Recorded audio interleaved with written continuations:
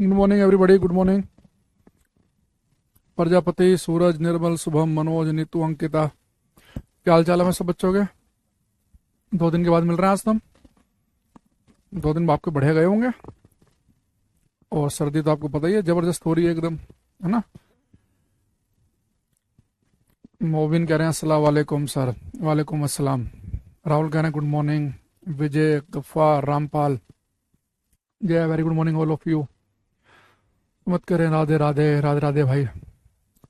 ठीक है सब ओके, बढ़िया है। प्रजापति जी कह रहे हैं ठीक है। जय भीम सर, जय भीम भाई, जय भीम। राम राम राहुल जी। चलो अब आज के कार्यक्रम शुरू करते हैं हम, लेके प्रभु का नाम। ठीक है, चलो यहाँ पर 2-4 क्वेश्चन पहले कर दो फटाफट, ताकि हमें एक आइडिया ऐसा हो कि जो आपको पढ़ाया जा रहा है वो आप कुछ पढ़ भी रहे हैं कि नहीं, ये करना।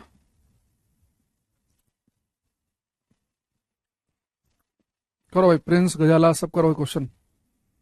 कह रहा है कि one feels heavier in A lift when the lift. Lift में कोई व्यक्ति भारीपन महसूस करता है जब लिफ्ट, एक कह रहा है कि is going down steadily, just begin to go up, is moving up steadily, descend freely. ठीक है, देखो आप सभी को पता है, फर्स्ट लाइव क्लास है, सुजाता कह रही है, पीछे क्लास आपने सारी देख ली है, ये मैं मान के चल रहा हूं। देखो बेटा, कोई व्यक्ति जो है उसे लिफ्ट में अपना वेट कब महसूस होता है? अगर लिफ्ट एक्सिलरेट करते हुए ऊपर की तरफ जाए, त्वरित गति से ऊपर की तरफ जाए, तभी आपको वेट महसूस होगा। अगर बेटा लिफ्ट जो है स्टेडी, यानी कि एक ही स्पीड से ऊपर जाए या नीचे जाए, तो मैंने कहा था वेट में कोई फर्क नहीं पड़ेगा। अगर बेटा लिफ्ट का बेटा तार टूट जाए, फ्रीली गिरे, तो वेट तो 0 लगता है, ये भी गलत हो गया। बेटा लिफ्ट जस्ट ऊपर चलना शुरू करेगी, अभी मान लो कि लिफ्ट की वेलोसिटी 0 है, जस्ट लिफ्ट जब ऊपर की तरफ बढ़ेगी तो 0 से अपनी वेलोसिटी को कुछ बढ़ाएगी, तो यानी कि वो एक्सिलरेट करेगी। तो लिफ्ट ऊपर की तरफ एक्सिलरेट करती है, तभी उसके अंदर आपको अपना वेट ज्यादा लग सकता है। बेटा लिफ्ट जो है अगर वो एक ही स्पीड से समान चाल से ऊपर जाए या समान चाल से नीचे जाए, तो सतीश मैंने बताया था भाई, तेरा पढ़ने में ध्यान कम से कम है। हर क्लास में ये सतीश और सूरज, इन दोनों का 10-10 मिनट मुर्गा बनना बहुत जरूरी है। इनका दिमाग जो है तेज काम करेगा तभी। ये क्लास में स्पेशली बताया था कि लिफ्ट की शक्ल देखते ही भावुक नहीं होना है। लिफ्ट अगर एक ही स्पीड से एक ही चाल से ऊपर जाए या नीचे जाए, दोनों केस में आपको अपने वेट में, भार में कोई फर्क महसूस नहीं होगा। लिफ्ट में हमें अपना वेट तब ज्यादा लगता है अगर लिफ्ट एक्सीलरेट करते ऊपर जाए। एक्सीलरेट करने का मतलब यह है कि वो बढ़ती स्पीड से ऊपर जाए, है ना। तो एक्सीलरेट करते अगर वो ऊपर जा रही है, त्वरित गति से ऊपर जा रही है, तो मैंने बताया था एक्सेलरेशन के 3 मतलब हैं, स्पीड बढ़ना, घटना है, डायरेक्शन चेंज होना। तो बेटा अब लिफ्ट जस्ट चलना शुरू करेगी ऊपर की तरफ, तो उसकी स्पीड में चेंज आएगा। तो एक्सीलरेट जब करेगी ऊपर की तरफ, तभी वेट क्या लगेगा? ज्यादा। एक एक करना। Question number 24।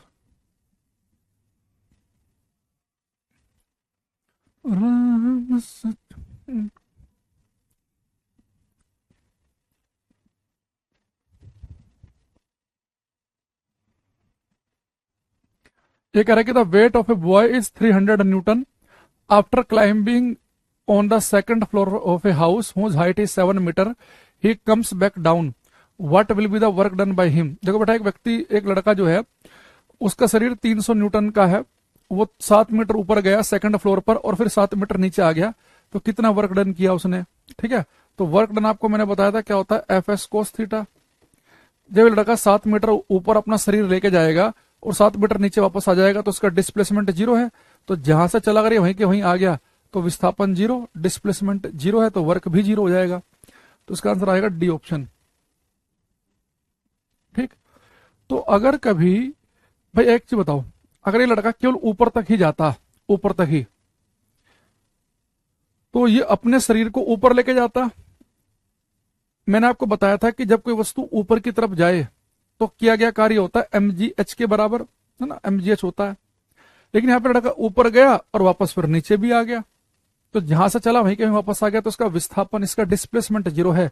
और किसी केस में अगर डिस्प्लेसमेंट 0 हो जाए तो वर्क भी क्या होता है? 0।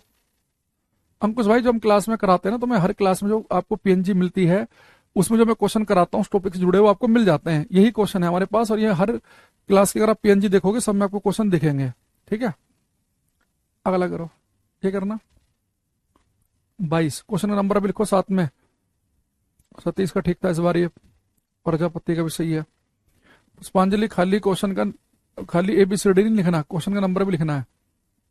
कह रहा है यदि दो द्रव्यमानों के बीच की दूरी दुगनी कर दी जाए तो उनके बीच गुरुत्वाकर्षण आकर्षण क्या होगा। If the distance between two masses is double the gravitational attraction between them. अगर बेटा दो मास के बीच की दूरी है वो डबल कर दें तो ग्रेविटेशनल अट्रैक्शन उनके बीच में क्या होगा। बेटा फोर्स जो होता है वो 1/r² के होता है, इनवर्सली 1/r² होता है ना, तो r² के इनवर्सली प्रोपोर्शनल है। दूरी कर दी डबल, 2 का स्क्वायर करेंगे तो 4, यानी कि फोर्स उनके बीच का हो जाएगा 1/4 इज रिड्यूस टू क्वार्टर, 1/4 हो जाएगा।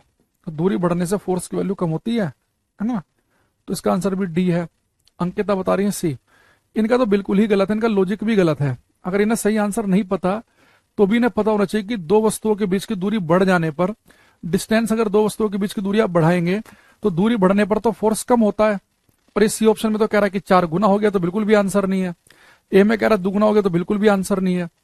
आपको पता होना चाहिए कि फोर्स जो है दूरी पे कैसे निर्भर करता है। तो गुरुत्वाकर्षण बल जो है वो बेटा क्या होता है, F और r² जो है ऊपर नीचे है। अगर आप दूरी आप दुगनी करेंगे तो r तो नीचे लिखा है, तो r के ऊपर स्क्वायर, तो दुगने का भी स्क्वायर नीचे तो करेंगे तो 1/4 आएगा। क्लास में करवा रखा मैंने ये। राहुल, सतीश, पुष्पांजलि, दीप, सूरज, सबका ठीक है। ये करना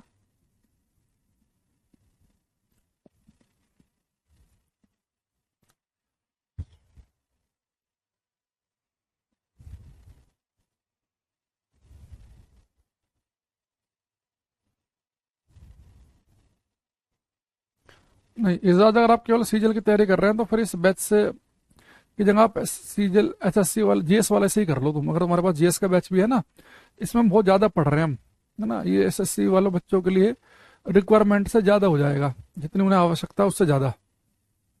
ये कह रहा है find the projection angle for which range and maximum height are equal. तो बेटा मैंने आपसे कहा था कि हम बॉल किस एंगल पर फेंकें कि हमें रेंज और हाइट बराबर मिले। तो अगर आपको रेंज और हाइट दोनों बराबर प्राप्त करनी है तो आपको बताया गया था क्लास में, प्रूफ किया था मैंने कि बॉल आपको फेंकनी पड़ेगी tan इनवर्स 4 एंगल पर, जिसे हम 76 डिग्री का एंगल भी कहते हैं। तो tan इनवर्स 4, तो रेंज और हाइट बराबर है तो tan इनवर्स 4 पर निशान लगाना है, 1/4 पे मत लगा देना जल्दीबाजी में, और ए पे तो बिल्कुल मत लगा देना। तो जैसे विजय ने लगा दिया ए पर। हाँ, BPSC टीचर वाले सारे करो ये, उन्हें एक एक लाइन पढ़नी है BPSC टीचर वालों को। तो अगर रेंज और हाइट बराबर है तो बॉल आपको फेंकनी पड़ेगी tan इनवर्स 4 एंगल पर।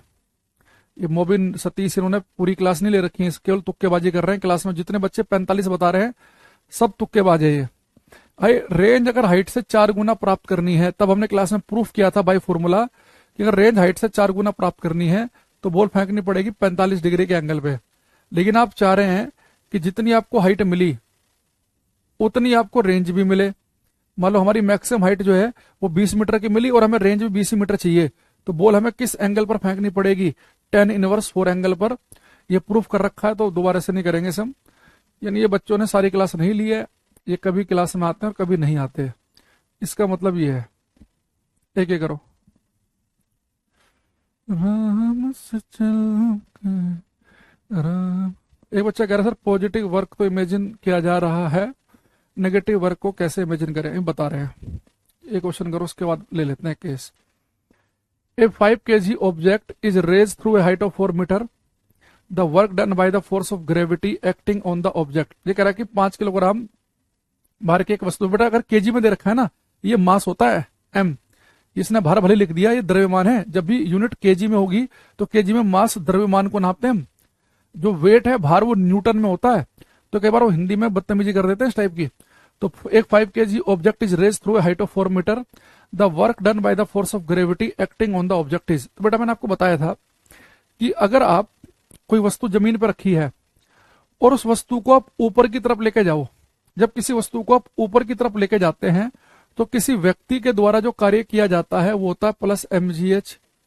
लेकिन जब ग्रेविटी के द्वारा क्या कार्य होता है, कोई वस्तु ऊपर की तरफ लेके जाते हैं तो ग्रेविटी काम करती है माइनस mgh। तो कम से कम आपको इतना पता होना चाहिए कि एक तो हमारा आंसर आएगा नेगेटिव में, ए और बी तो हमारा आंसर नहीं है सर, रामपाल ने भी गलत कर दिया ये और प्रजापति ने भी गलत कर दिया, प्रिंस ने भी। भाई आपको बताया था ना मैंने कि देखो नेगेटिव वर्क क्यों था ये। अब एक बात समझो, एक वस्तु यहां पर रखी है और ये वस्तु का जो मास है m है, इसे आप h हाइट ऊपर लेके जा रहे हैं, तो बेटा वर्क का बेसिक फॉर्मूला क्या होता है, एफ एस कोस थीटा। तो मैंने आपसे कहा था कि अगर किसी वस्तु को आप ऊपर की तरफ लेके जाएंगे तो आपको कितना फोर्स लगाना पड़ेगा उस वस्तु के वेट के बराबर, और अगर आप उसे h हाइट ऊपर लेके गए तो उसका डिस्प्लेसमेंट कितना हो गया h। अब यहां देखो बेटा एंगल कितना बनेगा, अगर आप किसी वस्तु को जब आप ऊपर की तरफ लेके जा रहे हैं तो वस्तु थी यहां पर, वस्तु ऊपर जा रही है तो उसका डिस्प्लेसमेंट विस्थापन कहां है, ऊपर की तरफ। लेकिन उसने पूछा कि वर्क ग्रेविटी ने कितना किया। भाई ग्रेविटी का मतलब होता है वो फोर्स जो धरती लगाए, तो धरती तो किसी वस्तु को हमेशा नीचे की तरफ खींचती है। अब धरती जो है वो जो फोर्स लगा रही है वो तो नीचे की तरफ लगा रही है, और वस्तु को आप लेके जा रहे हैं h हाइट ऊपर, तो डिस्प्लेसमेंट ऊपर की तरफ हुआ, ग्रेविटी ने फोर्स लगाया नीचे की तरफ। तो यह फोर्स और डिस्प्लेसमेंट के बीच का एंगल बन गया ठीक 180 डिग्री का। तो थीटा की वैल्यू कितनी होगी 180, और कोस 180 की वैल्यू होती है -1, तो वर्क कितना हो गया -mgh। तो जब किसी वस्तु को ऊपर की तरफ लेके जाएंगे तो कोई व्यक्ति जो कार्य करेगा वो प्लस mgh है, क्योंकि व्यक्ति फोर्स ऊपर की तरफ लगा रहा है, वस्तु भी ऊपर जा रही है, तो थीटा की वैल्यू 0 बनती है, तो वर्क आता है mgh। लेकिन जब किसी वस्तु को हम ऊपर लेके जा रहे हैं तो ग्रेविटी कितना काम करेगी, तो वस्तु जा रही है ऊपर, डिस्प्लेसमेंट तो ऊपर है लेकिन ग्रेविटी फोर्स लगा रही है नीचे, तो वहां फोर्स और डिस्प्लेसमेंट के बीच का एंगल बन जाता है 180। तो ग्रेविटी के द्वारा किया गया कार्य किसी वस्तु को उठाने में होता है -mgh, तो ग्रेविटी जो काम करेगी वो -mgh के बराबर करेगी। तो m की वैल्यू कितनी है 5, g की वैल्यू कह रहा है कि 10 ले लो, दे रखा उसने क्वेश्चन में, और हाइट कितनी है 4, तो -200 जूल आएगा। तो जिनका आंसर आया इसका ऑप्शन डी उनका सही है, ए वालों का सबका गलत है ये। और ये बात मैंने आपको क्लास में बता भी रखी है, लिखवा भी रखा है कि किसी वस्तु को अगर आप h हाइट ऊपर लेके गए, देखो अगर आप h हाइट ऊपर लेके जाएंगे तो यहाँ डिस्प्लेसमेंट विस्थापन कितना हो जाएगा h के बराबर। भाई यहां से यहां तक लेके गए, तो जब किसी वस्तु को आप ऊपर लेके जा रहे हो तो ये देखो कि व्यक्ति के द्वारा, लड़के के द्वारा, कुली के द्वारा किया गया कार्य प्लस mgh। किसी वस्तु को ऊपर लेके जाने में जो ग्रेविटी कार्य कर रही है वो नेगेटिव वर्क का मतलब यह है कि जिस डायरेक्शन में फोर्स लग रहा है उस डायरेक्शन में डिस्प्लेसमेंट विस्थापन नहीं हो रहा है। नेगेटिव वर्क का ये मतलब है। भाई मुझे एक चीज बताओ, मेरे से घर वालों ने कहा कि भाई ये जो पत्थर है इस कमरे में बिल्कुल बीचों बीच रखा है, आप एक काम करो इस वाली दीवार के पास रख दो, इस वाली दीवार के पास, यहां पर हम कुछ नया सामान रखेंगे। मैंने कहा जी ठीक है। अब मैंने फोर्स लगाया, जिधर को मैंने फोर्स लगाया डिस्प्लेसमेंट भी उधर को हो जाए, पत्थर इधर पहुंच जाए, तो घर वाले कहेंगे बहुत बढ़िया, वेल डन, पॉजिटिव काम, पूरी इज्जत हुई मेरी। बल मैंने जिधर लगाया विस्थापन उधर ही हुआ, घर वालों के पास स्पेस बन गया, काम कर लिया। लेकिन मैंने पचला फोर्स तो मैंने इधर को लगाया और वो पत्थर रिड़क के इधर आ जाए, मान लो 1%, वो पत्थर इस तरफ आ गया, घर वाले आएंगे कहेंगे तूने तो हमारा काम बढ़ा दिया, ये पहले बीच में था, कहा था तुझे वहां रखने के लिए, तूने तो और यहां रख दिया, तेरे से एक काम को सारे काम तो उल्टे ही करने हैं, तुम्हें तो भाई काम बताना ही बेकार है, इससे बड़े खुद ही कर लो। घर वाले डायलॉग मारेंगे नहीं मारेंगे ऐसे, क्योंकि उन्हें पता लगे इसने काम और खराब कर दिया, नेगेटिव काम कर रहा है ये। तो नेगेटिव वर्क कब होता है, जिधर को आप फोर्स लगाएंगे और उसके विपरीत दिशा में विस्थापन हो। जैसे इसका एक और बढ़िया एग्जांपल से अगर आप समझेंगे तो ज्यादा बढ़िया समझ में आएगा। जैसे मैं आपसे कहूंगी भाई ये सड़क है, ये ठीक रोड है, इसके ऊपर एक ये ऑब्जेक्ट रखा हुआ है, ये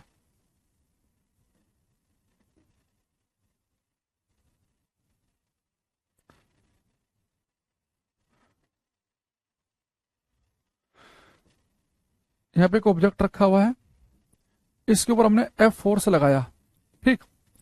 तो इसके ऊपर बेटा फोर्स लगाया, मान लो इसका सेंटर ये है ऑब्जेक्ट का, और ये ऑब्जेक्ट जो है यहां पहुंच गया, एफ फोर्स लगाने से पहुंच गए यहां।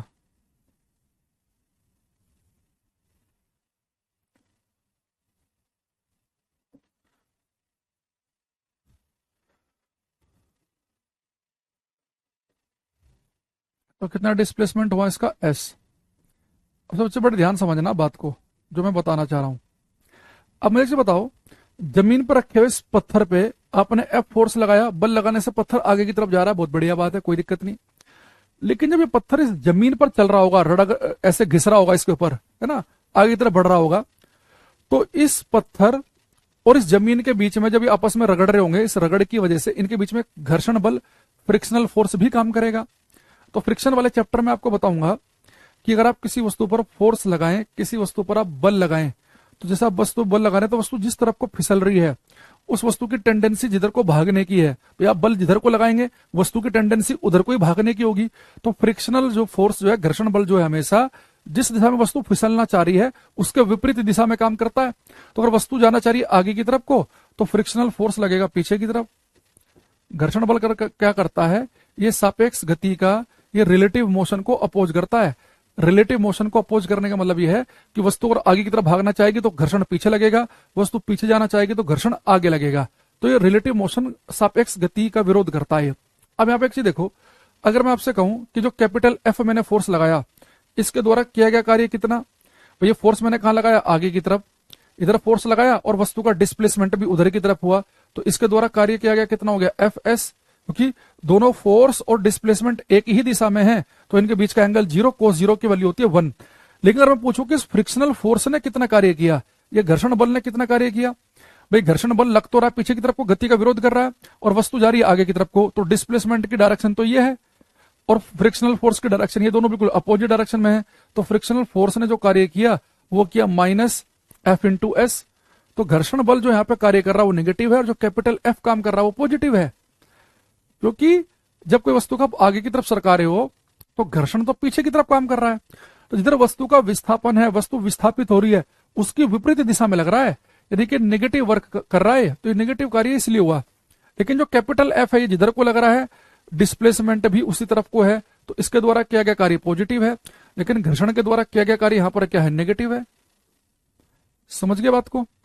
तो नेगेटिव कार्य तब हो रहा है जब वस्तु जो है उसका जो विस्थापन है और जो बल जिसकी वजह से हम देख रहे हैं कि इस बल ने कितना वर्क किया, अगर वो वर्क उसके विपरीत दिशा में हो तो नेगेटिव कार्य, और सेम डायरेक्शन में हो तो पॉजिटिव कार्य। ठीक, तो आप ऐसे देखो, जब वस्तु ऊपर की तरफ जा रही है तो डिस्प्लेसमेंट ऊपर की तरफ है और ग्रेविटी काम कर रही है नीचे की तरफ। तो ग्रेविटी के द्वारा क्या क्या कार्य है, ग्रेविटी एक फोर्स होता है धरती लगा रही है, तो ग्रेविटी नीचे और डिस्प्लेसमेंट ऊपर, तो इसलिए नेगेटिव वर्क।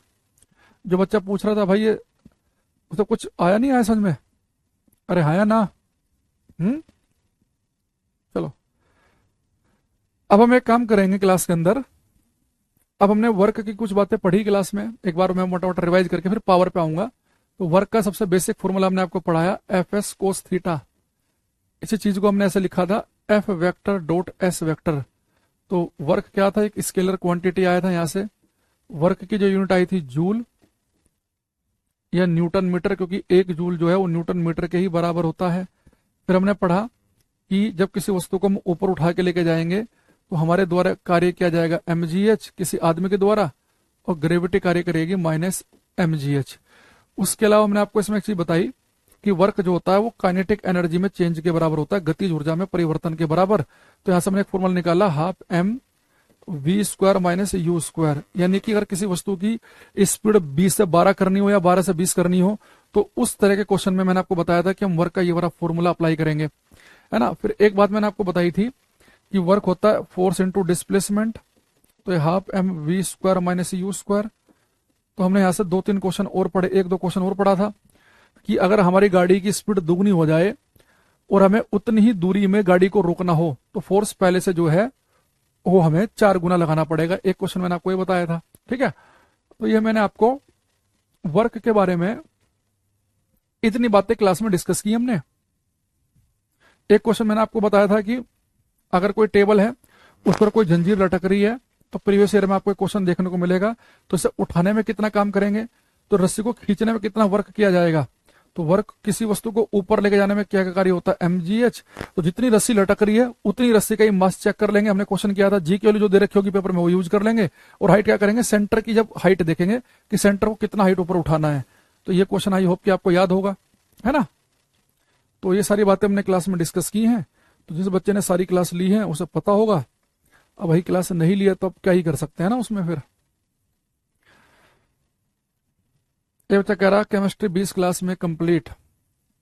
भाई जी बताओ, जिसका जितना टॉपिक होंगे वेटेज होगी वो उतने में तो होगा, नंबर ऑफ क्लास से फर्क नहीं पड़ता, है ना। यही क्लास जो है, अगर मैं आपको इतने क्वेश्चन की प्रैक्टिस नहीं कराऊं, जो मैंने अभी टाइम खराब किया है पिछले 21 मिनट में तो हमारा एक टॉपिक हो जाता।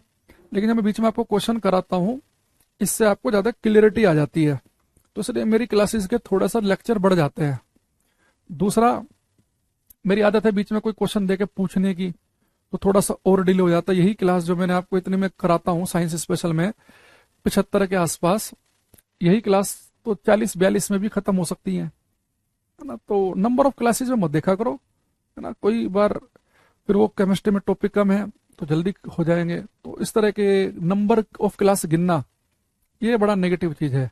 आप सारी क्लास कर लो, सारे टॉपिक उसमें हो रखे हैं कि नहीं हो रखे हैं, आप प्रीवियस ईयर लगा रहे हैं, आपके क्वेश्चन बन रहे हैं कि नहीं बन रहे हैं, वो इंपॉर्टेंट है। मैं क्लास आपको 150 करा दूं, क्वेश्चन आपको मिले ना पेपर में, तो 150 का क्या फायदा फिर। तो नंबर ऑफ क्लास मत गिना करो भाई, ये गलत है चीज। चलो यहाँ पे लिखेंगे मैकेनिकल पावर,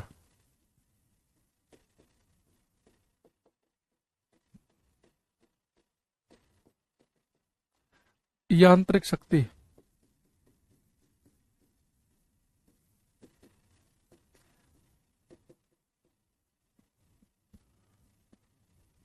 देखो अब बेटा मैकेनिकल पावर का देखो मतलब समझना। अगर मैं आपसे कहूं कि भाई हमारे घर में चिनाई का मान लो काम चल रहा है, ठीक है। मुझे कह रहे सर आपका एकेडमिक बैच भी गया, मैं 9th और 10th में पढ़ाता हूँ अपनी कक्षा एप्लीकेशन पे, तो वहाँ पे आप पढ़ सकते हैं। लेकिन वहाँ पे मैंने 9th और 10th का बैच कंप्लीट हो गया मेरा, तो बाकी 9th 10th के बाकी सब्जेक्ट चल रहे हैं वहाँ पे। चलो अभी मैं कुछ तैयार कर रहा हूँ और चीज़ें एकेडमिक के आगे, ऐसे मैं शायद कभी भविष्य में पीजीटी वगैरह का भी पढ़ाऊँ। अभी उसके लिए मैं कोई ये नहीं कह रहा कि 100% ही, पर संभावना है उसकी। अभी उसके ऊपर काम कर रहा हूँ जितना मुझे समय मिल पा रहा है। अभी तो फिलहाल यही चल रहा है जो पढ़ा रहे हैं। यहाँ से सुनो। अच्छा मैं कहूँ कि हमारे घर में एक चिनाई का काम चल रहा है और हमने 2 लोग लगाए, 2 काम करने वाले भाई लगाए, श्रमिक, है ना। मजदूर सब थोड़ा नेगेटिव हो गया आजकल, श्रमिक शब्द का यूज करना ज्यादा अच्छा है। तो हमने उनसे कहा कि आपने जो हमारे घर में ईंट रखी है, ये आपको ये ईंट जो है ऊपर पहुंचानी है। उन्होंने कहा जी ठीक है। तो एक व्यक्ति ने सुबह से लेकर शाम तक 300 ईंट ऊपर पहुंचाई और एक ने पहुंचाई 150। तो हमें पता है कि ज्यादा वर्क किसने किया। जब वो ईंट ऊपर लेके जाएंगे तो इसका मतलब क्या है कि जो ईंट ऊपर लेके गए, तो किसी वस्तु को ऊपर लेके जाने में कार्य होता है mgh। तो भाई जो ज्यादा ईंट लेके गया उसने ज्यादा कार्य किया, ज्यादा वर्क किया है, हम उसे पूरा अप्रिशिएट करेंगे। भाई साहब ने 300 ईंट पहुंचाई और 150 ही पहुंचा पाया, तो पहला जो व्यक्ति है ए, उसने कार्य ज्यादा किया, क्लियर है। लेकिन अब हुआ क्या, अगले दिन हमने क्या किया, फिर से 2 व्यक्ति रखे। एक ने 200 ईंट ऊपर पहुंचाई 4 घंटे में और एक 20 मिनट में ही ईंट ऊपर पहुंचा गया। एक ने 20 मिनट में ही ऊपर पहुंचा गया। तो मैं यार बड़ा पावरफुल आदमी है भाई साहब। अगले को 4 घंटे लग गए, ये 200 ईंट 20 मिनट में पहुंचा के अपना काम खत्म करके चला गया। क्योंकि हमने उनसे ये कहा था कि, हमने उनसे ये बोला था कि भाई आपको 200 ईंट पहुंचानी, जैसे आपका काम खत्म होगा तो हमारे से 500 रुपए लेके आप चले जाना। तो एक को बेचारा को 4 घंटे लगे, उसके बाद 500 रुपए लेके गया, एक 20 मिनट में चला गया। तो हम क्या कहेंगे, इसकी पावर बहुत ज्यादा है। यानी कि पावर का मतलब वो होता है कि कोई व्यक्ति या कोई मशीन अगर कितना तेजी के साथ कार्य कर रही है, the rate of work done, कार्य करने की दर, तो कार्य कितना तेजी के साथ किया जा रहा है। तो आप जितना तेजी से कार्य करेंगे उसे बेटा मैकेनिकल पावर कहते हैं। तो आपने सुना नहीं होगा कई बार कि भाई हम, हमारे कोई बंदा कहता है कि हमारे पास पहले एक मशीन थी, वो 1 घंटे में 20 डब्बे बनाती थी। अब एक हम नई मशीन लेके आए हैं, जर्मन मशीन, वो 1 घंटे में 500 डब्बे बना देती है, बड़ी पावरफुल है। तो प्रत्येक सेकंड जित अगर आप बहुत तेजी के साथ कार्य कर रहे हैं, आपके कार्य करने की दर ज्यादा है, तो आपकी शक्ति ज्यादा कहलाएगी। तो जो मशीन फटाफट काम करे वो ज्यादा पावरफुल है। तो इसलिए ऐसे मैकेनिकल पावर की डेफिनेशन बनेगी, the rate of the rate of work done the rate of work done of a body is called the rate of work done of a body is called it's mechanical power. किसी वस्तु की कार्य करने की दर, किसी वस्तु की किसी वस्तु की कार्य करने की दर उसकी शक्ति कहलाती है। किसी वस्तु की कार्य करने की दर उसकी शक्ति कहलाती है। The rate of work done of a body is called it's mechanical power. ठीक है, तो बेटा पावर को लिखते हैं हम पी से। तो पावर क्या है कि आपने कितना कार्य किया, और दर का मतलब मैंने आपको बता रखा टाइम से भाग करना। तो पावर हो गया वर्क अपॉन टाइम। ठीक, तो बेटा जो वर्क है इसे अगर हम जूल में नापे और टाइम को नापे हम सेकंड में, सेकंड के अंदर, तो पावर जो है इसकी ऐसा यूनिट बनती है वाट।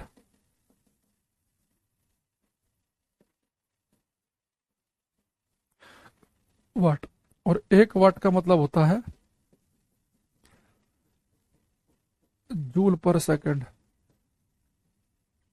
तो 1 वाट होता है जूल पर सेकंड के बराबर। यानी कि अगर कोई मशीन 1 सेकंड में 1 जूल काम करे, अगर कोई मशीन 1 सेकंड में 1 जूल काम करे तो उसकी पावर 1 वाट की कहलाएगी। और कोई मशीन 1 सेकंड में 1000 जूल काम कर दे तो उसकी पावर 1000 वाट कहलाएगी। ठीक है, तो वाट क्या है इसकी ऐसा यूनिट। अच्छा, अब मुझे फॉर्मूला देख के बताओ कि पावर जो है ये स्केलर क्वांटिटी है कि वेक्टर क्वांटिटी है, ये आपको बताना है। अच्छा, एक हमें पता है कि हमारे घर में एक पावर के लिए हम यूज करते हैं हॉर्स पावर, मोटर होती है ना पावर की, तो एक हॉर्स पावर याद रखना 746 वाट के बराबर होता है। एक अश्व शक्ति 746 वाट के बराबर। ये करना कि पावर जो है स्केलर क्वांटिटी है कि वेक्टर, ये आपको बताना है।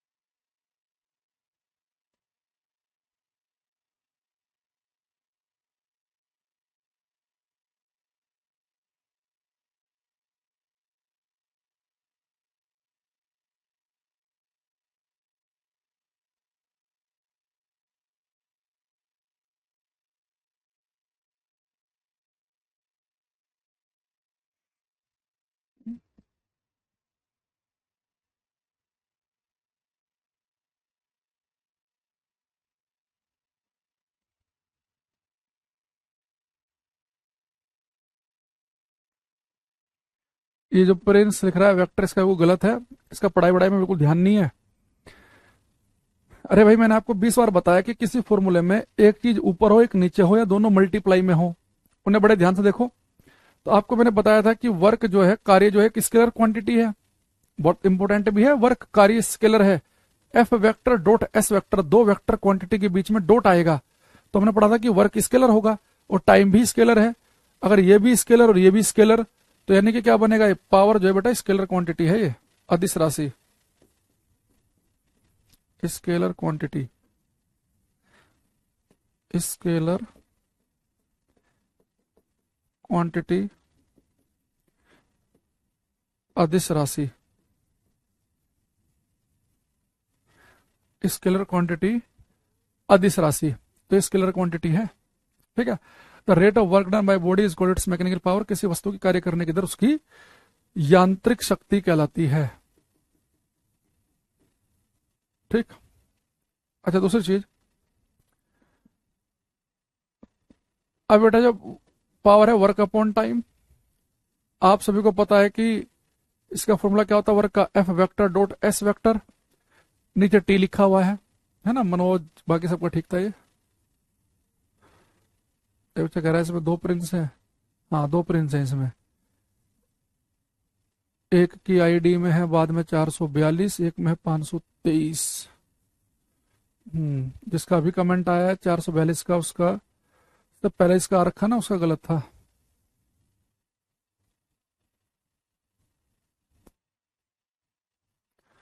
स्केलर वेक्टर की क्या इंपॉर्टेंस है बताया था। वेक्टर क्वांटिटी वो है जो जिनके पास डायरेक्शन हो, या ज्यादा बढ़िया है कि वेक्टर क्वांटिटी वो है जो वेक्टर एडिशन लो फॉलो करे। जैसे डिस्प्लेसमेंट को हमने जोड़ा था ना कि 6 इधर और 8 इधर, तो डिस्प्लेसमेंट आया था 10। तो वेक्टर एडिशन लो को फॉलो करें। वेक्टर क्वांटिटी स्केलर क्वांटिटी होती हैं जो सिंपल अलजेब्रा को फॉलो करती हैं। मान लो कि मैं आपसे कहूं कि भाई मैंने आज कार्य किया 20 जूल और कल किया 30 जूल, तो टोटल काम कितना किया 50। 20 और 30 सिंपली हम ऐड कर सकते हैं। तो स्केलर क्वांटिटी सिंपल एडिशन को फॉलो करती हैं, सिंपल अलजेब्रिक लो फॉलो करती हैं कि एक्स में एक्स जोड़ेंगे तो 2x आएगा, 3x में 2x जोड़ेंगे तो 5x आएगा। तो स्केलर जो क्वांटिटी है, जो अदिश राशियां हैं, उन्हें आप सिंपली जोड़ सकते हो जैसे रोजमर्रा की जिंदगी में जोड़ते हो, और सिंपली घटा सकते हो। इनके लिए जोड़ने के लिए आपको एक नया नियम पढ़ने की जरूरत नहीं है, ठीक है। अच्छा, अब ये बेटा हमारे पास में जो डिस्प्लेसमेंट अपॉन टाइम है, विस्थापन बटे समय, डिस्प्लेसमेंट अपॉन टाइम, इसे हम बोलते हैं वेलोसिटी, वेग। तो पावर क्या हो जाएगी, यहां से एक फॉर्मूला आ जाएगा इसका, F vector dot v vector. अगर आप यहां से पावर का ये वाला फॉर्मूला भी देखो तो F vector dot v vector, अगर दो सदिश राशियों के बीच में डॉट है तो मैंने बताया था वो स्केलर क्वांटिटी बनेगी। तो चाहे वर्क के इस वाले फॉर्मूले से देखो स्केलर स्केलर तो ये स्केलर, चाहे इस वाले फॉर्मूले से देखो कि दो वेक्टर के बीच में डॉट है तो भी हम क्या बोलेंगे कि भाई यही है, ठीक है। तो अब यहां से देखना, ये बेटा डिस्प्लेसमेंट अपॉन टाइम क्या होता है, वेलोसिटी, वेग। अब बेटा पेपर में कई बार ऐसा आ जाता है कि पावर का ये पूछ लेता है कि बल और वेग का जो गुणनफल है। अगर यहां से आप देखें हमारे पास में मैकेनिकल पावर का एक फॉर्मूला क्या बन रहा है, मैकेनिकल पावर यांत्रिक शक्ति क्या बन रहा है, बल गुणा वेग, फोर्स इंटू वेलोसिटी। तो पेपर में जैसे मैंने आपको एक दिन एक फॉर्मूला बताया था कि फोर्स और टाइम की मल्टीप्लाई करेंगे, बल और समय की मल्टीप्लाई करेंगे, तो एक क्वांटिटी आई थी इंपल्स, आवेग। तो आवेग क्या था, बल और समय का गुणनफल।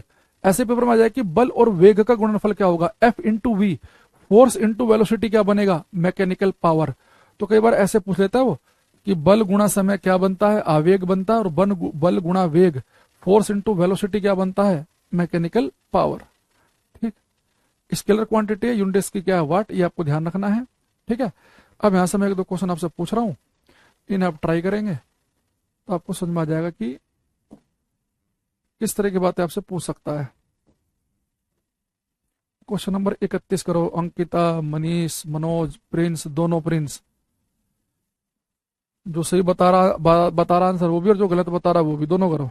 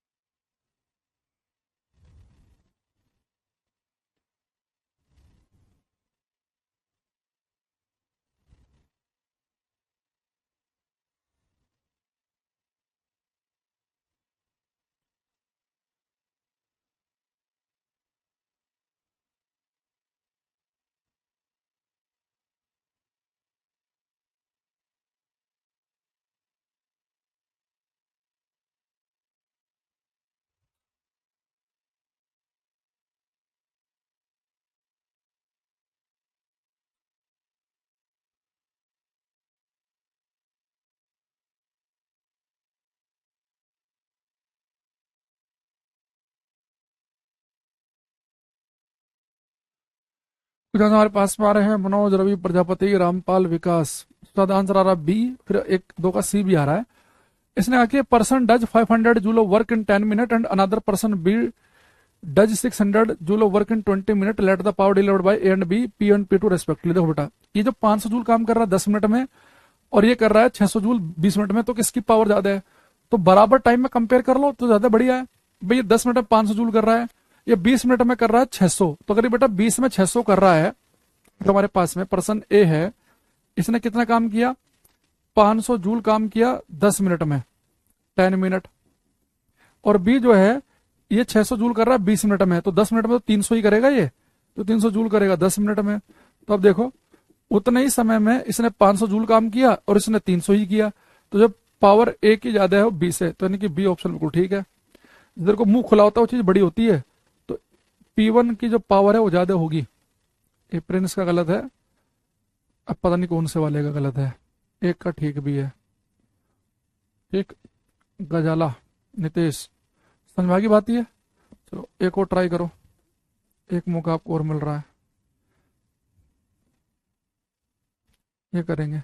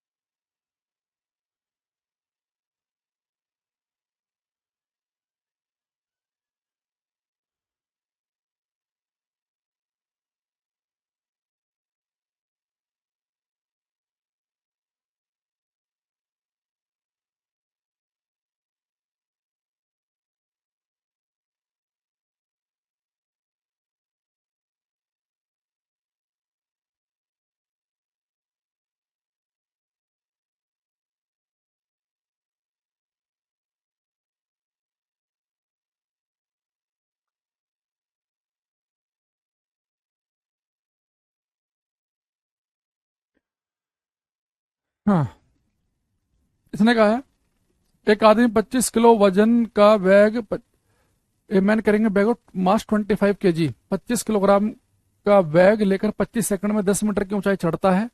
उसके द्वारा बैग को दी गई शक्ति की गणना करें। A man carrying bag of mass 25 kg climbs up to height of 10 metre in 50 second, calculate the power delivered by him to the bag. तो बेटा पावर क्या होती है? Work upon time. तो जब कोई व्यक्ति किसी बैग को ऊपर लेके जाएगा तो कितना वर्क करेगा? किसी वस्तु को ऊपर लेके जाने में किया गया कार्य होता है mgh। तो मास कितना है बैग का? 25 किलोग्राम। जी की वैल्यू 10 मान लो। एच कितना दे रखा है आपको? 10 मीटर। और कितने सेकंड है? 50। 25 दूनी 50, 2 पंजे 10, यानी पावर होगी 50 वाट की। तो कितनी पावर डिलीवर्ड करेगा? 50 वाट की। तो यानी आंसर क्या बनेगा हमारा? D option. विजय का 50 वोट ही है, सतीश, अंकिता, निर्मल, तो 50 है। तो यानी कि इसका आंसर है डी ऑप्शन।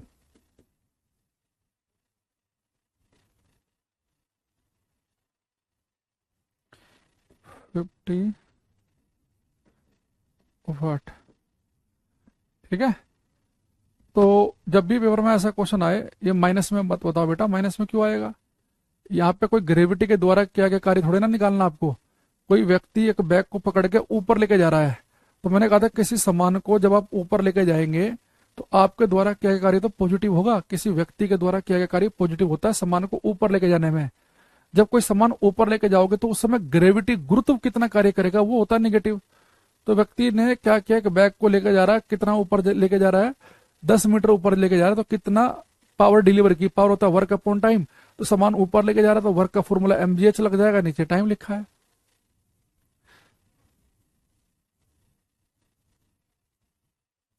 एक ही करना। क्वेश्चन नंबर 4, ये मैं चाहूंगा सब बच्चे ट्राई करें।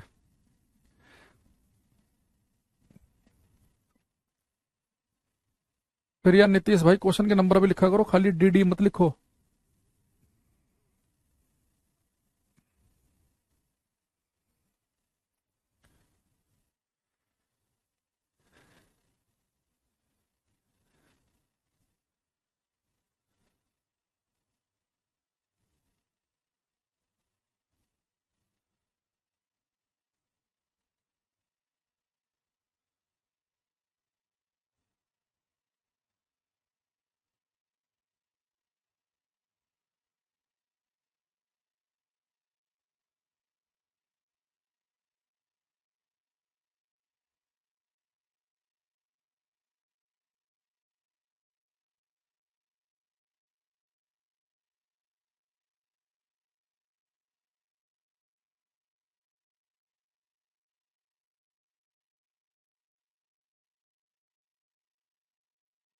हम्म।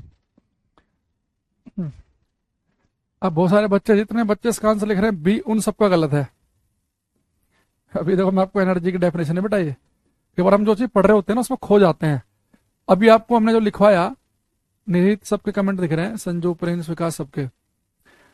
इसने कहा कि the capacity of a body to do work, किसी वस्तु की कार्य करने की क्षमता। बेटा मैंने ये नहीं लिखा इसमें कि किसी वस्तु के कार्य करने की दर देखो, कोई वस्तु कितना तेजी के साथ काम कर सकता है, उसकी पावर है। भाई मान लो कि मैं एक दीवार में एक ही सेकंड में 20 बार मुक्के मार दूं, यानी बहुत पावरफुल हूं मैं। एक बच्चा 3 बार ही मार पा रहा है। तो पावर होती है कि कार्य करने की दर, the rate of work done. तो आप कितना तेजी के साथ कार्य कर रहे हैं, तो बेटा रेट आता है पावर में। लेकिन the capacity of a body, आप कितना ज्यादा काम कर सकते हैं, उससे मतलब नहीं है कि आपने जल्दी किया कि देर में किया। आप जितना ज्यादा काम करेंगे आपकी एनर्जी उतनी ज्यादा है। आपने देखा कुछ लोग ऐसे होते होंगे आपके गली मोहल्ले में, जो सुबह को 4 बजे कोई आंटी उठ गई, अपने घर के गली के सामने भी झाड़ू मार रही हैं, पानी वानी डाल रही हैं, फिर सारे काम वाम कर देंगी, 8-9 बजे तक सारे काम निपटा देंगी। फिर उसके बाद बैठ के सिलाई बुनाई भी कर रही है, कुछ सिलाई भी कर दी, फिर घर के भी सारे काम कर लिए, फिर कुछ मार्केट में भी चली गई। तो पड़ोस वाली आंटी दूसरी क्या कहती हैं, जो 8 बजे सो के उठ रही है, पता नहीं क्या खाती है भाई, कितनी एनर्जी है इसमें, सुबह 4 बजे से लेकर रात के 11 बजे तक लगी रहती है। तो एनर्जी का मतलब यह कि आप कब कहते हो किसी व्यक्ति को भाई कितनी एनर्जी, थकता ही नहीं है। तो इतनी एनर्जी है कि बहुत ज्यादा काम करता है। तो कार्य आप कितना ज्यादा कर रहे हैं, आपकी काम कितना करने की कैपेसिटी कितनी है, वो हमारी एनर्जी कहलाती है। और आप कितना फटाफट काम कर सकते हैं, कितना तेजी के साथ कर सकते हैं, वो पावर है। तो पावर में आपको दर लिखा मिलेगा रेट, और यहां पर आपको कैपेसिटी लिखा मिलेगा एनर्जी में। तो हमने क्या पढ़ रहे थे, हम टॉपिक क्या पढ़ रहे थे, वर्क पावर एनर्जी। अब हम अगला जो पॉइंट लिखेंगे वो लिखेंगे हम energy.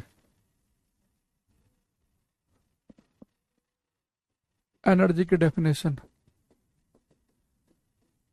The capacity of a body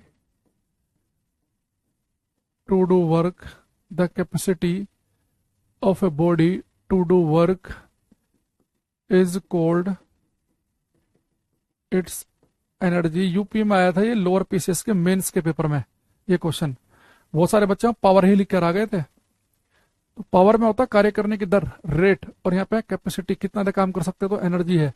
the capacity of a body to do work is called its power, it's called it energy. किसी वस्तु की कार्य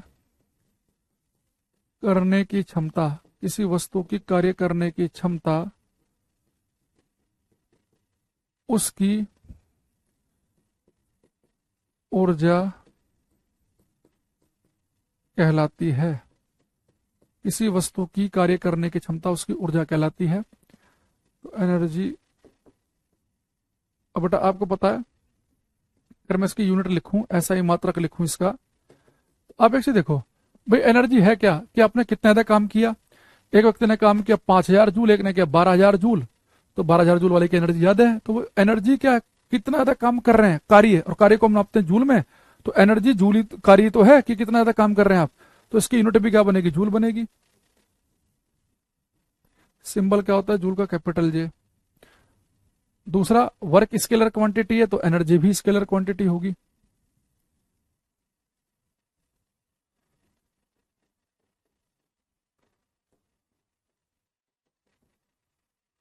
अदिश राशि,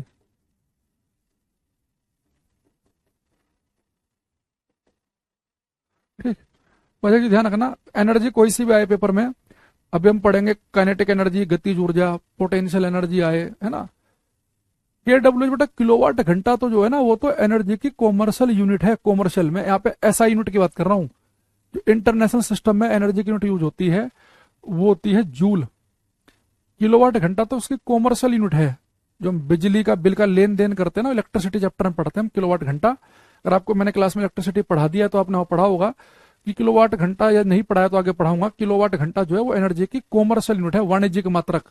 वाणिज्यिक यानी कि जब पैसों का लेन देन हो, तो घर में जो बिजली का बिल आता है वो किलोवाट घंटा के हिसाब से आता है, वो अलग चीज है। यहाँ पे एसआई यूनिट की बात कर रहे हैं, वो जूल है, ये स्केलर क्वांटिटी है।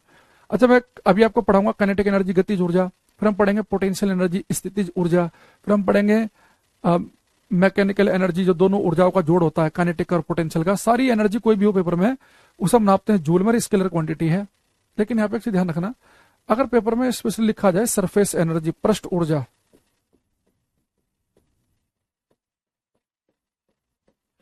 इसे स्टार बना लेना।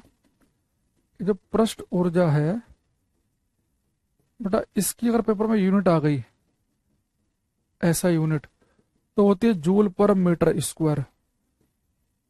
अदरवाइज जब भी आपको एनर्जी दिखेगा तो आपको जूल ही लिखना है। पृष्ठ ऊर्जा से समझो कि हम एकांक क्षेत्रफल की, यूनिट एरिया की एनर्जी की बात कर रहे होते हैं, तो इसलिए वो मीटर स्क्वायर शब्द आ जाता है वहां पे। तो अगर सरफेस एनर्जी आया तो जूल पर मीटर स्क्वायर है, अदरवाइज जब भी आपको एनर्जी दिखे तो एनर्जी की यूनिट होती है जूल। ठीक। तो किसी वस्तु की कार्य करने की क्षमता उसकी ऊर्जा कहलाती है। अब हमें कुछ ऊर्जाओं के बारे में क्लास में डिस्कशन करना है, तो वन बाय वन उन्हें हम देखते हैं।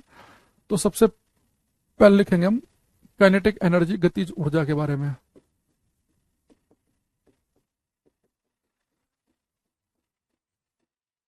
गतिज ऊर्जा,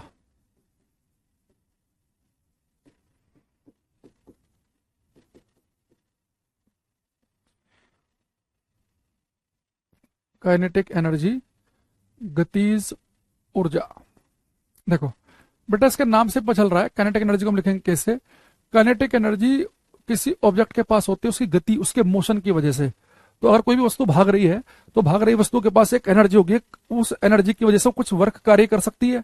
आपको सोचो, एक पत्थर लो, आप ऐसे अपने हाथ पे डालो, कुछ नहीं होगा। वही पत्थर जब आप ऐसे खींच के मारोगे अपने हाथ पे तो हाथ टूट भी सकता है, क्योंकि जो भाग रहा है ना पत्थर, तो उसके पास एक एनर्जी है, गतिज ऊर्जा, काइनेटिक एनर्जी। तो वो एनर्जी तोड़फोड़ मचा सकती है, वो कुछ वर्क कर सकती है, कार्य कर सकती है। तो काइनेटिक एनर्जी जो होती है, इसका बेटा फॉर्मूला होता है हमारे पास में हाफ एम वी स्क्वायर। ये एनर्जी होती है due to motion of object, वस्तु की गति की वजह से। यानी अगर किसी वस्तु के पास गति है तो गतिज ऊर्जा होगी, गति नहीं है तो गतिज ऊर्जा नहीं होगी। तो आपके घर में जो इस समय कोई भी मान लो जैसे एक रखा है कोई ट्रॉली बैग, तो रुका हुआ है तो उसकी गतिज ऊर्जा जीरो है। घर में मान लो कि किचन में आपके प्रेशर कुकर रखा हुआ है, तो रुका हुआ तो गतिज ऊर्जा जीरो है। तो काइनेटिक एनर्जी होती है, अगर वस्तु के पास स्पीड है तो काइनेटिक एनर्जी है, नहीं तो नहीं है। तो एक बेटा हो गया फॉर्मूला ये। एक काइनेटिक एनर्जी का जो फॉर्मूला है वो होता है p square upon two m. ये इससे भी ज्यादा इंपॉर्टेंट है। यहाँ पे पी का मतलब है लीनियर मोमेंटम, रेखीय संवेग। लीनियर मोमेंटम, रेखीय संवेग। देखो पेपर में जब कभी भी वो वस्तु की स्पीड का जिक्र करेगा तो काइनेटिक एनर्जी का फॉर्मूला हम हाफ एम वी स्क्वायर लिखेंगे।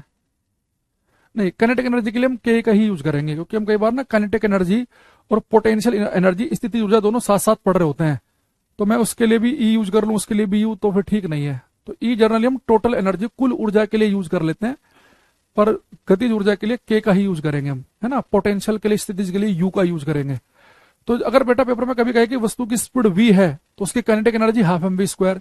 जो वस्तु के मोमेंटम संवेग की बात करेगा तो काइनेटिक एनर्जी का हम फॉर्मूला यूज करेंगे p square upon two m. हालांकि दोनों फॉर्मूले एक ही बात है। देखो कैसे, आप चाहो तो प्रूव भी कर सकते हो, बस इन्हें मोमेंटम की फॉर्म में ऐसे लिखेंगे और एनर्जी की फॉर्म में ऐसे लिखेंगे। जैसे कि अगर मैं आपसे बोलूं कि भाई मोमेंटम क्या है, लीनियर मोमेंटम क्या होता है, मास इंटू वेलोसिटी, और काइनेटिक एनर्जी क्या है, p square upon two m.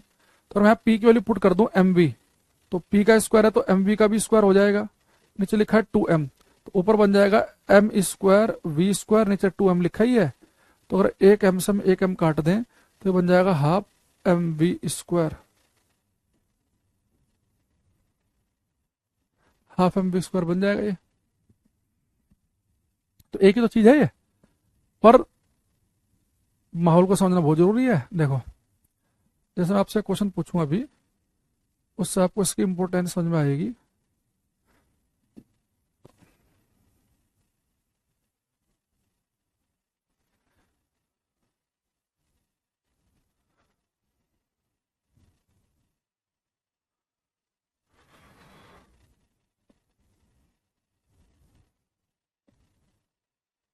ये क्वेश्चन करना।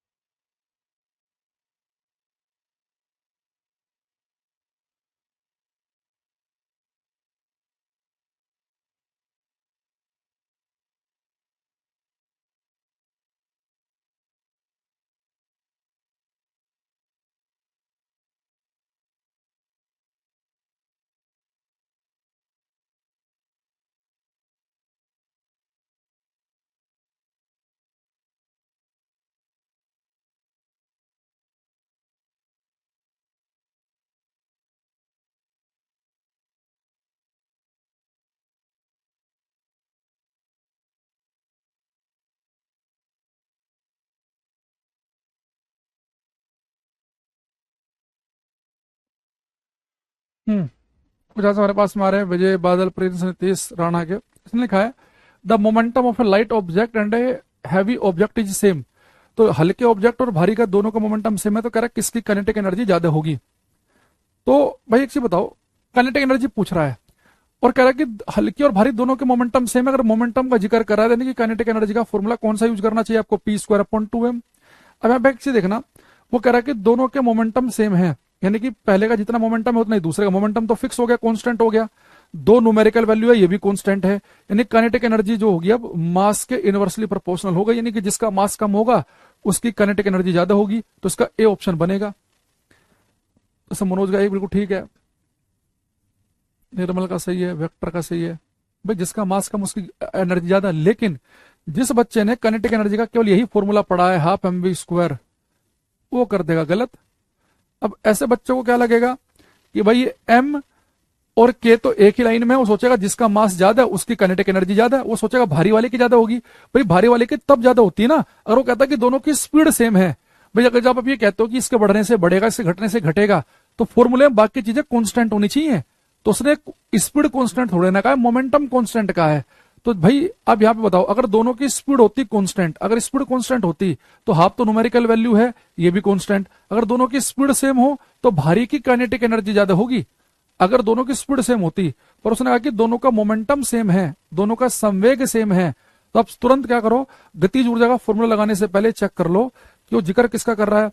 दोनों की स्पीड सेम कहता तो भारी वाले की काइनेटिक एनर्जी ज्यादा, लेकिन उसने क्या कहा हमारे से, उसने हमारे से बोला कि भाई जिसकी इस मोमेंटम दोनों का सेम है तो जो हल्का होगा उसकी काइनेटिक एनर्जी, उसकी गतिज ऊर्जा क्या बनेगी, ज्यादा।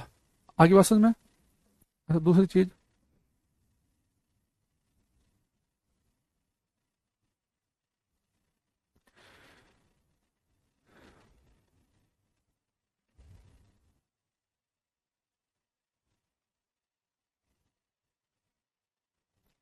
एनर्जी कहाँ लिख दिया मैंने,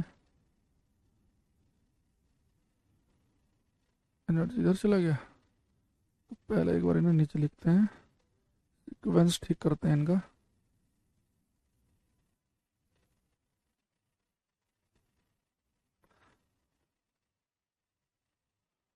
एक सेकंड रुको, वरना तो आपको ना पीडीएफ में दिक्कत आएगी।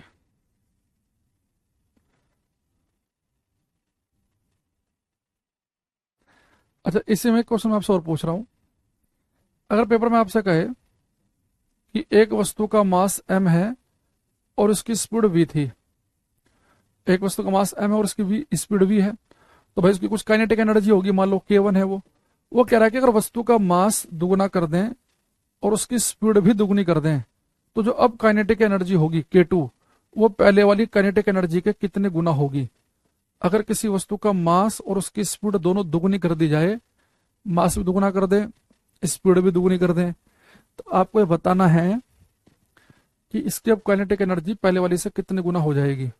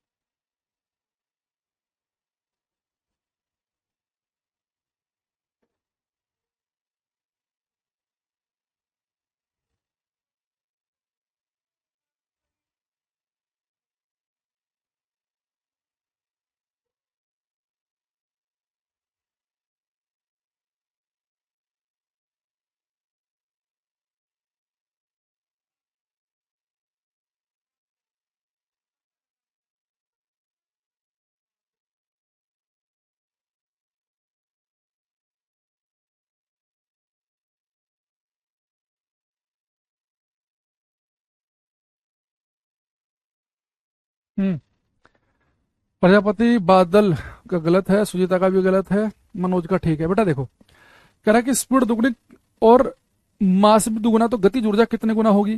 तो अगर वो स्पीड का जिक्र कर रहा है मास का, तो काइनेटिक एनर्जी का फॉर्मूला लिख लो आप, ये हाफ एम वी स्क्वायर। अब यहां देखो बेटा, इस फॉर्मूले में आपको क्या क्या बदलना है, मास करना है दुगना, स्पीड दुगनी करनी है। बेटा ये हाफ जो है ना, न्यूमेरिकल वैल्यू है, ये तो कांस्टेंट है, इसे नहीं छेड़ना। आप देखो गलती क्या कर रहे हो, 4 गुना बता रहे हो, उन सबका क्यों गलत है भाई। मास दुगना कर दिया, यहाँ पे 2 लिख दिया आपने, स्पीड दुगनी, तो स्पीड दुगनी वी पे स्क्वायर पे 2 दूनी 4, तो काइनेटिक एनर्जी पहले से 8 गुना होगी। आप लोग इस हाफ से इस 8 को काट दे रहे हो भाई। जब आप ये कह रहे हो कि मास दुगना स्पीड दुगनी, तो मास और स्पीड में चेंज हुआ है, जो भी फॉर्मूले में न्यूमेरिकल वैल्यू रहती है उन्हें नहीं हम छेड़ते हो, कांस्टेंट होती है वो। अगर यही फॉर्मूले में यहाँ पे पाई होता, तो पाई तो कांस्टेंट वैल्यू है, आप 22/7 थोड़े ना कर रहे होते, 7 में गुणा उसकी। तो अगर मास दुगना स्पीड दुगनी, तो काइनेटिक एनर्जी जो है पहले से 8 गुना हो जाएगी। अगर आप इस चीज को प्रूफ करना चाहो ना डिफरेंट तरीके से, ऐसे करो, देखो जब इसका मास m था, स्पीड v थी, तो काइनेटिक एनर्जी क्या होगी, हाफ एम वी स्क्वायर। ये क्वेश्चन नंबर 1 मान लो। अब मास कर दिया दुगुना, स्पीड कर दी दुगुनी, तो काइनेटिक एनर्जी क्या होती है, हाफ एम। एम की वैल्यू कितनी है, 2m। वी स्क्वायर, तो वी कितना है, 2v। अब यहां देखना, 2 का स्क्वायर करेंगे तो 4 और दूनी 8, 8 आ जाएगा बाहर, अंदर क्या बचेगा, हाफ एम वी स्क्वायर। अभी जो हाफ एम वी स्क्वायर है, ये तो शुरुआत की काइनेटिक एनर्जी है, तो K2 जो हो गया वो 8 गुना हो गया। अगर आप इस 8 को 2 से काट देंगे तो यहाँ पे 4 आ जाएगा। यहां मान लो कि 4 आगे, चलो ठीक है, आपने काट दिया 4, लेकिन बेटा अब अंदर कितना बचेगा, एम वी स्क्वायर। तो एम वी स्क्वायर के आप K1 थोड़ा लिखोगे, एम वी स्क्वायर के तो आपको 2K1 लिखना पड़ेगा। तो फिर 4 में 2K1 की मल्टीप्लाई करेंगे, फिर से 8 ही नहीं बन जाएगा क्या। तो एक्चुअल में आप ऐसा ध्यान रखा करो कि जब कभी भी आप ऐसा क्वेश्चन कर रहे हैं कि इसके दुगुने होने से, इसके आधे होने से, इसके 3 गुना होने पर क्या फर्क पड़ेगा, तो किसके ऊपर फर्क पूछ रहा है, गतिज ऊर्जा के बारे में। जिसके भी ऊपर फर्क पूछे उसका फॉर्मूला लिख लो साइड में। अब जिस जिस चीजों में चेंज किया है केवल उसमें चेंज करेंगे। न्यूमेरिकल वैल्यू फिक्स होती है, कांस्टेंट उन्हें छेड़ते नहीं है। मास दुगना तो यहाँ 2 लिख दिया, स्पीड दुगनी 2 का स्क्वायर 4, 8 हो गया। इनमें कोई चीज नीचे लिखी होती है फॉर्मूले में, तो वहां पे चेंज करते हैं हम। तो काइनेटिक एनर्जी गतिज ऊर्जा पहले से 8 गुना होगी। चलो एक क्वेश्चन और करो, इसमें थोड़ा पता चलेगा कि आपको कर पाओगे कि नहीं। अगर वो कह दे कि एक वस्तु का मास पहले से हम आधा कर दें और स्पीड कर दें 4 गुना, तो मास आधा कर दिया, स्पीड 4 गुना कर दी, तो अब इसकी काइनेटिक एनर्जी गतिज ऊर्जा पहले से कितने गुना होगी, सब करो ट्राई है। और इससे पहले वाला क्वेश्चन है ना, दुगना मास दुगनी स्पीड वाला, एक पेपर में आ चुका है ये, और वहां पे वही 70% 80% बच्चे 4 गुना पर ही टिक लगा के आते हैं। आंसर है 8। प्रेम संकेता, अरविंद प्रजापति, सब करो ट्राई है।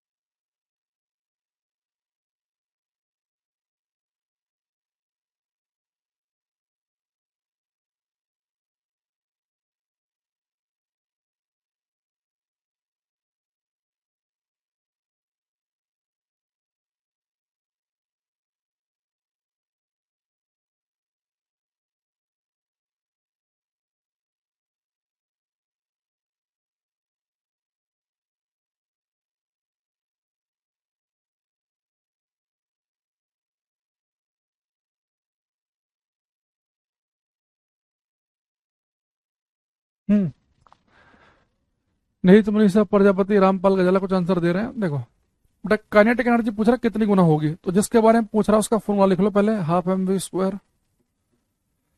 और आप यहाँ देखेंगे बड़े ध्यान से, बेटा हाफ तो न्यूमेरिकल वैल्यू है तो फिक्स है, तो मास कितना गुना किया उसने, आधा, तो हाफ लिख लो। स्पीड कितनी कर रहा है, 4 गुना, 4 का स्क्वायर कितना होगा, 16। तो फिर से आंसर कितना आ जाएगा, 8 गुना। तो इस बार भी जिस बच्चे का 8 गुना आया उनका ठीक है, बाकी सबका गलत है। गजाला, प्रिंस, निर्मल, अंकिता, सुजाता, रामपाल, लाइन से सबका 8 8 गुना दिख रहा है मुझे, रविंद्र वगैरह का बहुत बढ़िया। तो काइनेटिक एनर्जी के बारे में क्या पता चला, एक तो ये बात पता चली काइनेटिक एनर्जी के बारे में हमें कि ये होता है due to motion of object, वस्तु की गति की वजह से, उसके भागने दौड़ने की वजह से जो एनर्जी अपने अंदर अर्जित करती है, एकत्र करती है, उसे हम काइनेटिक एनर्जी कहते हैं। इसका basic formula half m v square है, यही संवेग की फॉर्म में पी स्क्वायर अपॉन 2m है। यहां से हमने क्या देखा एग्जाम्पल, अगर वस्तु का जो मास है वो डबल कर दें और स्पीड भी उसकी डबल कर दें तो काइनेटिक एनर्जी पहले से 8 गुना हो जाएगी। हमने यहाँ पे चेक करके दिखा भी दिया। फिर हमने बताया आपको कि दोनों फॉर्मूले एक ही बात है। अगर इसी फॉर्मूले में आप पी की वैल्यू, जो मोमेंटम की वैल्यू है, एम वी पुट कर देंगे तो हाफ एम वी स्क्वायर ही बन जाएगा। ठीक है, बस इनका लिखने का दोनों के तरीके अलग अलग है। ठीक, एक बच्चा कह रहा है क्लास रुक गई है, अरे यहाँ तो सही चल रही है क्लास। ठीक, और ऐसे हमने कहा कि मास हाफ और स्पीड 4 गुना कर देंगे तो काइनेटिक एनर्जी पहले से 8 गुना हो जाएगी। ठीक है, बाकी की भी रुकी है भाई क्लास की, एक ही बच्चे की रुकी है ये बताना। एक बच्चा कह रहा है कि क्लास रुक गई है, प्रजापति। ये थोड़ा सीरियस बच्चा है, डेली आता है क्लास में, इसलिए इसकी बात को हम सीरियसली सुनेंगे।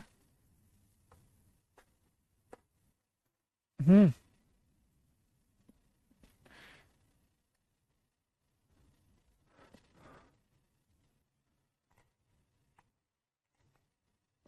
किसी कमेंट नहीं आ रहा भाई, सबकी क्लास रुक गई है क्या? हमारे यहाँ तो ठीक चल रहा था।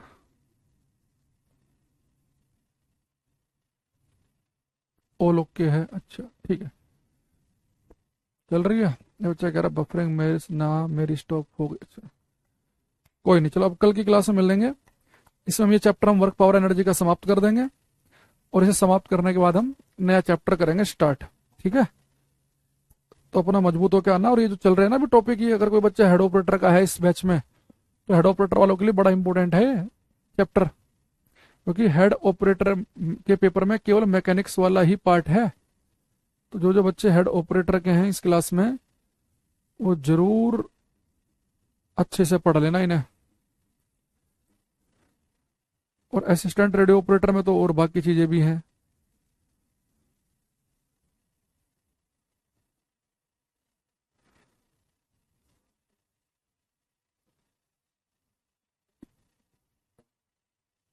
ठीक, bye, take care everybody, bye everyone.